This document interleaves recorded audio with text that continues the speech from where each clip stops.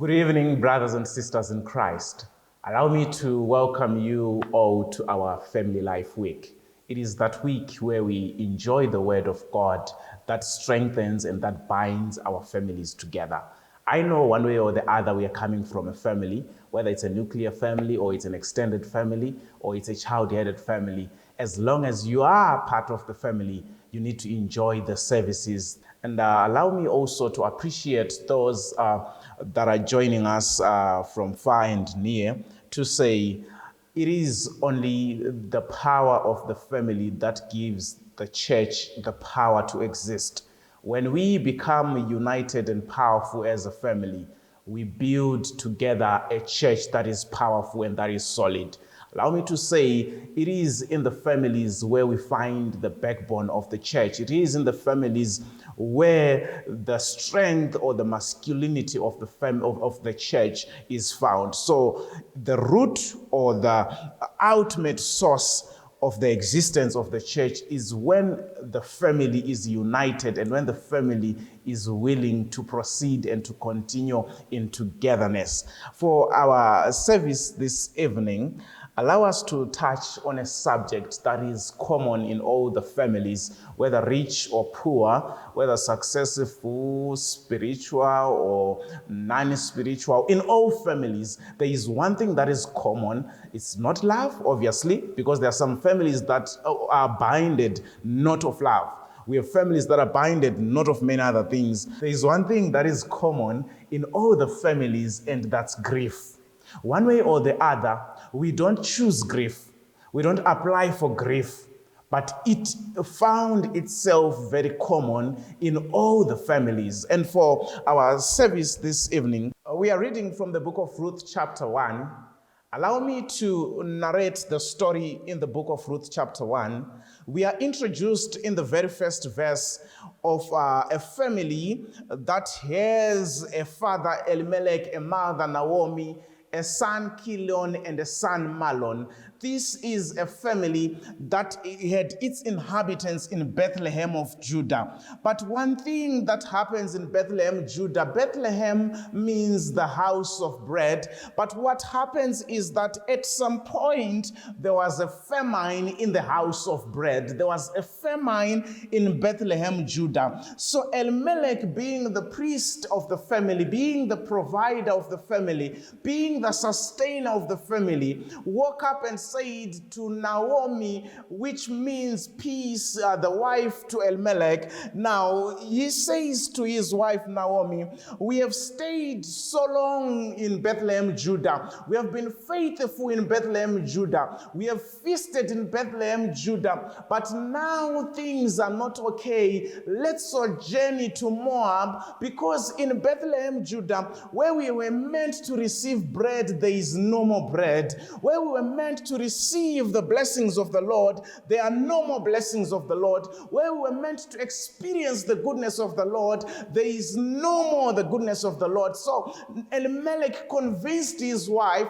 to say, it's time we take a move and go to Moab. Allow me to say to somebody this evening, it is also common, or it also happens one way or the other. Sometimes the house of bread can run out of bread. Sometimes the house of love can run out of love. But what is it that keeps us going, even in the presence of grief, is that whenever there is grief, we move together as a family. And when we move together as a family, we are definitely guaranteed that we will conquer every situation that happens to us. So Elimelech convinces the wife, and they convince Mahlon and Chilion, which means weakness and sickness. They convince their children that, listen, gentlemen, we love you so much. You are our all that God has blessed us with. We can't be here and watch you die in hunger. We can't be here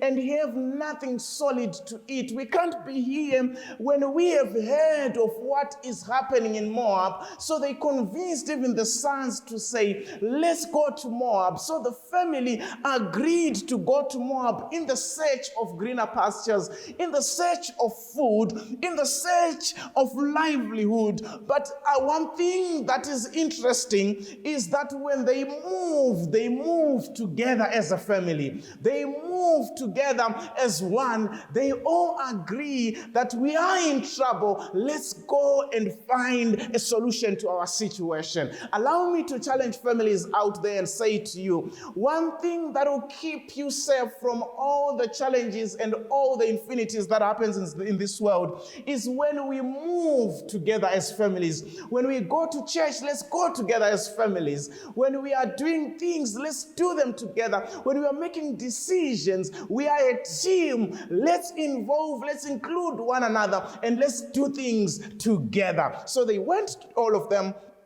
to Moab. But one thing that is surprising, it's what is in verse number 3. The Bible then says, but Elimelech, who was Naomi's husband, died, and she was left with her 2 sons in the search of food so that they can have life.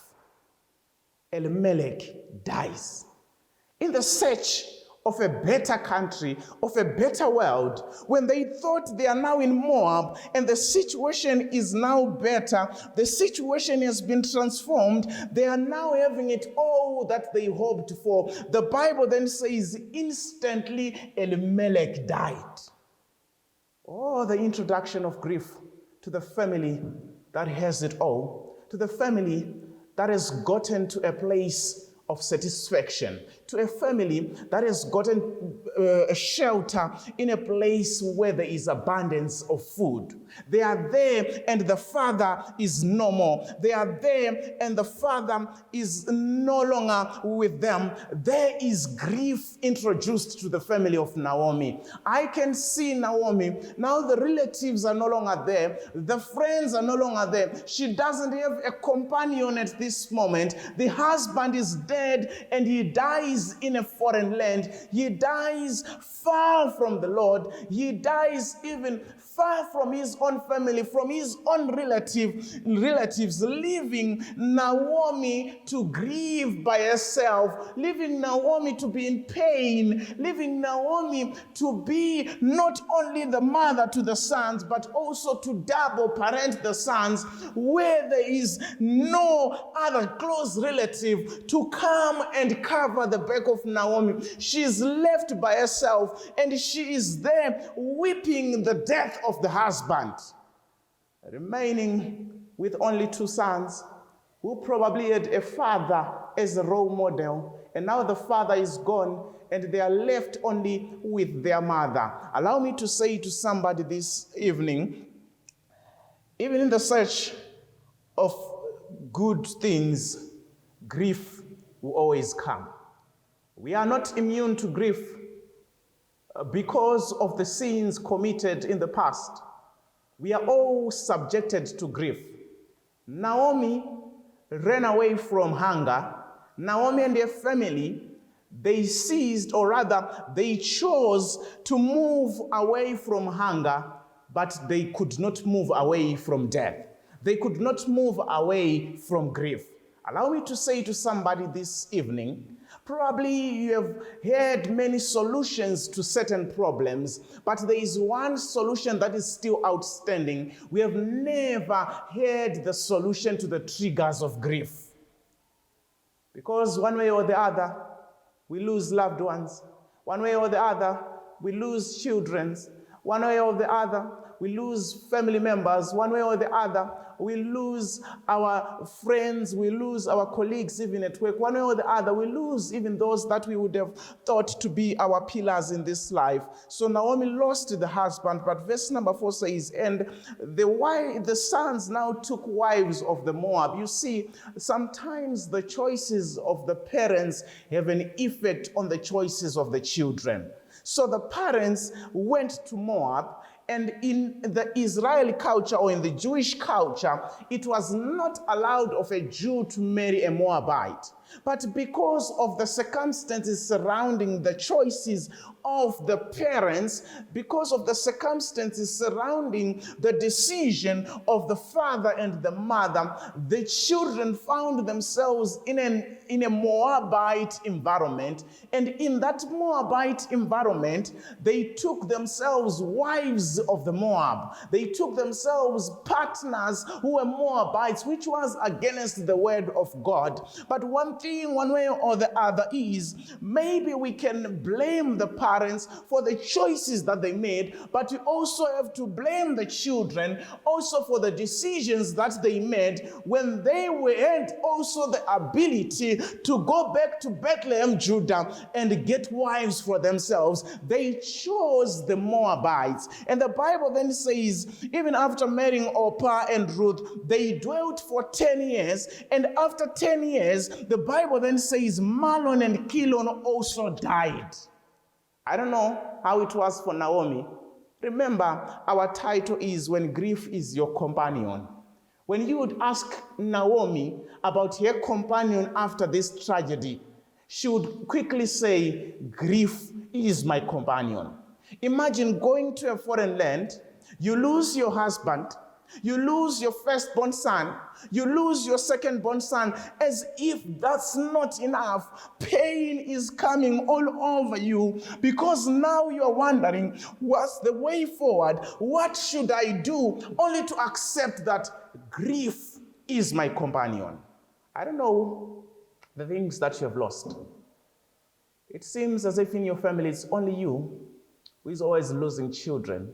And when you look at it, sometimes you are quick to conclude that it's spiritual mischief. Sometimes you are quick to say, maybe God does not care about me. Sometimes you even ask yourself, what things did I not do right? Sometimes you start blaming yourself, probably for the decisions and the choices that you made. There is Naomi, who is companioned with grief. But allow me to say to somebody, our first point is embrace the reality of loss. When you lose something, embrace the reality of it. Yes, there can be no cure to grief. There can be no cure to loss. But you need to embrace that I have had a husband, I've lost him. I have had a child, I've lost the child. I've had a partner, I've lost the partner. I've had a family, I've lost all of them. I'm remaining by myself. But one thing that is interesting is when you are alone, you're not alone, because God is with you. Jesus is with you. We need to embrace the loss. Now, Naomi embraces the loss, and then she arose and says, I have lost my sons, I've lost my husbands. Yes, I have lost them, but I have to return to Bethlehem, Judah. Although the things that I've lost in Moab, I'm not worried. I'm embracing the loss. Yes, I'm a widow. Yes, I'm childless. Yes, I've lost everything that would have belonged to me. But in as much as I have embraced everything, I need to embrace the reality of loss. I need to agree and have a self-meeting and say to myself, this I have lost. I have no solution to this. I cannot resurrect them. I cannot change what has happened, but I simply need to embrace it. Allow me to say to somebody this evening, it's painful to lose a loved one, but it's also necessary to embrace the loss. It's painful to lose something so dear to you, but it's also good for you to look at the scar and allow it to heal and say, of course, what has happened has happened. I wait to see what the Lord has prepared for me. Number two, allow yourself to grieve. Allow yourself to grieve. Allow yourself time to grieve and to weep. Whatever you have lost, whatever you're thinking to yourself, this I cannot heal from. Grieve to the maximum. You know, many times we have been told that men don't cry. We have been told that you need to push yourself so hard. Don't do this, don't do that. But at some point, you need to allow yourself to grieve. Naomi's response to the death of the husband, to the death of the children, was to allow yourself to grieve. She wept, she lamented, and she expressed her anguish. It is crucial, it is very crucial. Never bottle emotions. Even when grief is your companion, don't bottle the emotions. Allow yourself time to grieve. Allow yourself time to grieve. Give yourself enough time. The tears will come, the sorrow will come, your weaknesses will be exposed in the grief. But don't worry. Don't mind what they are looking or what they are seeing in you in your moment of grief. Allow yourself to grieve as an individual. Allow yourself so that you won't have to bottle grief. Because if you bottle grief, one way or the other, it will have a way of exploding. And mind you, if it explodes, it might explode in the wrong spaces of life. Allow me to say, for our next point, face the decision point. There are times when you're supposed to make the decision. Just face the decision point. Look at the grave, look at the situation that is dead, look at it very carefully, and decide on your way forward. We cannot remain in the graveyards. We cannot remain weeping and grieving for a longer time. Look at the situation, mourn, grieve, cry, expose yourself, and make a decision to say, enough is enough. I have been here. I have been to the gravesite. I'm satisfied. Whatever I had, I've lost it and I've buried it. Make a decision there to make a U-turn. To say, Lord, whatever you have given me, the Lord has given, the Lord has taken. Make a decision. Make a decision. And when you make that decision, it's that decision that will help you in your healing process. Make that decision. I lost him. I lost her. It's fine. I cannot resurrect him. I cannot change the situation. I cannot transform it. It's done. It's finished. Let me make a U-turn and let me go back. That's one thing that we need to ask the Lord for, to give us the strength. Just like Job would have said, the Lord giveth, the Lord has taken. Praise be to God. I am making a decision not to stay in the graveyards of this life, but to move and make a change in the situation. I cannot change what's in the grave except only if Jesus comes. But I am not Jesus to give life to what is dead. What is it that I do? I make a U-turn. And in the process of making a U-turn, which leads us to our next point, find strength in determination. Be determined to leave the graveyard. Be determined, have determination to say, of course I've made a decision, I'm leaving, but be determined never to look back. I'm reminded of the book Genesis, the story of Lot.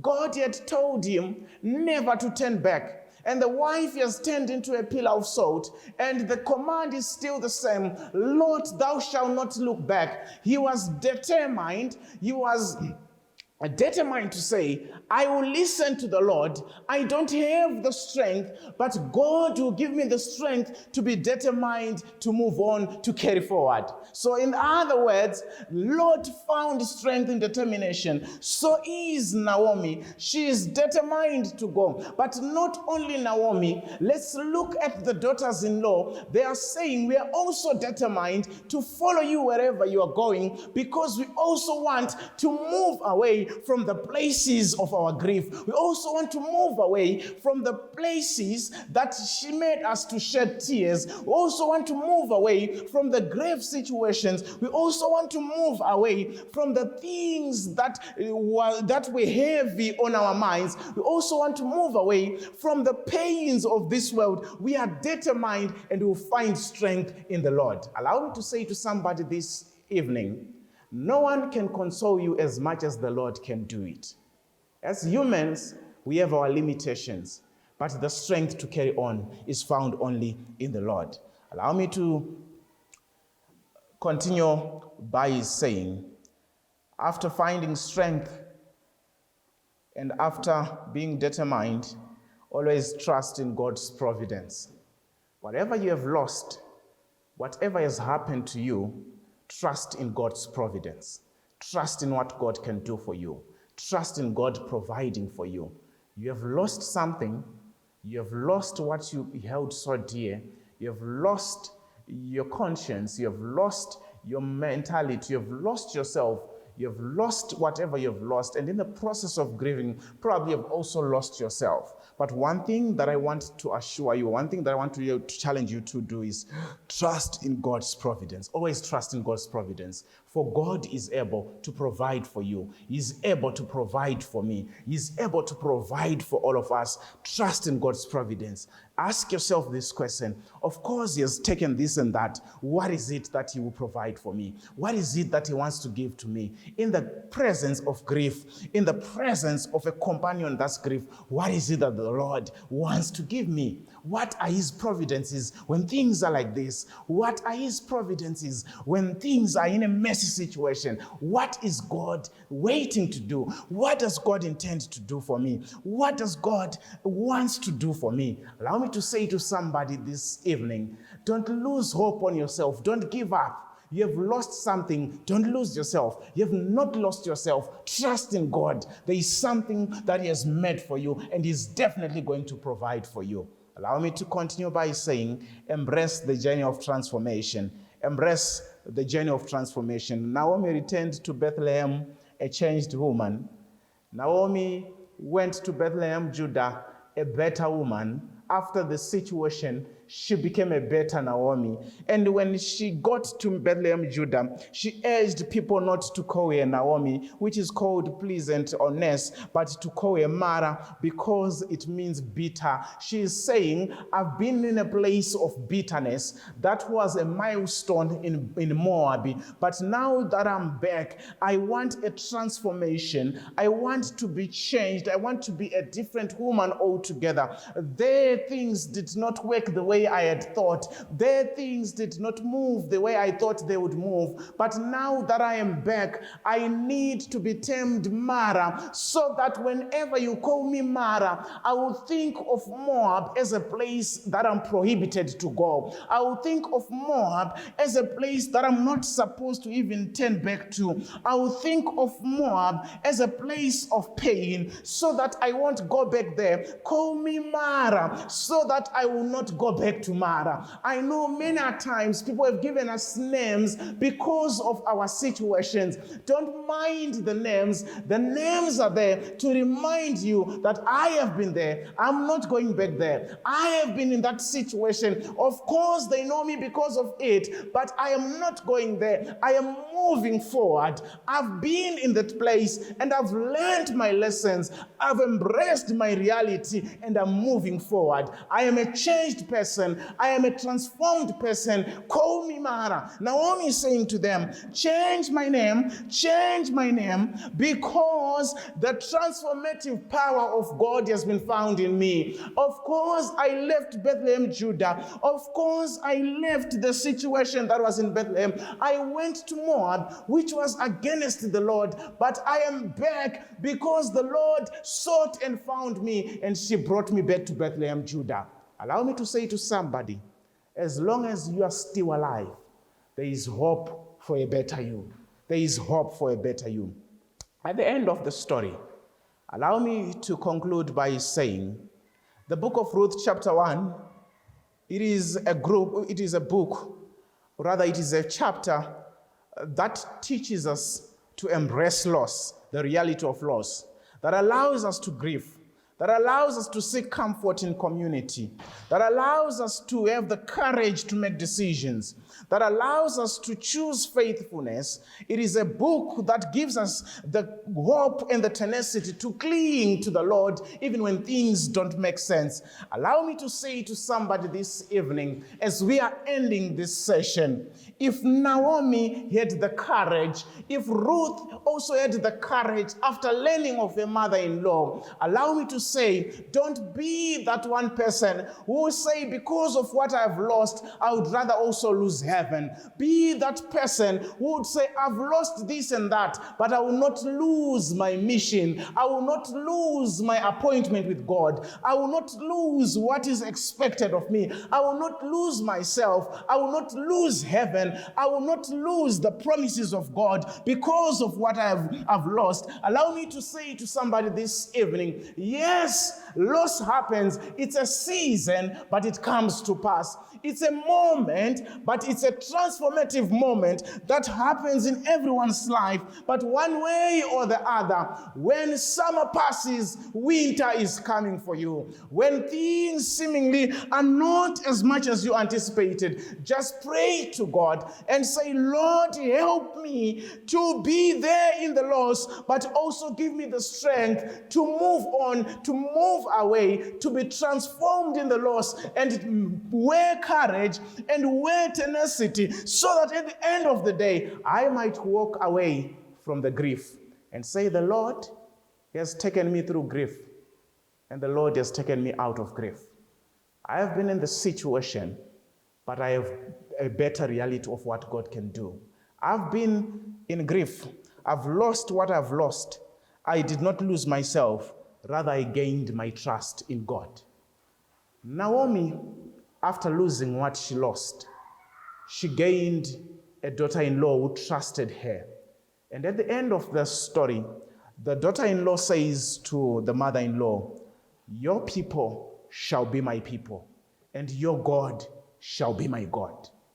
Allow me to say to somebody this evening, never let grief take you away from the Lord. Never let pain take you away from the Lord.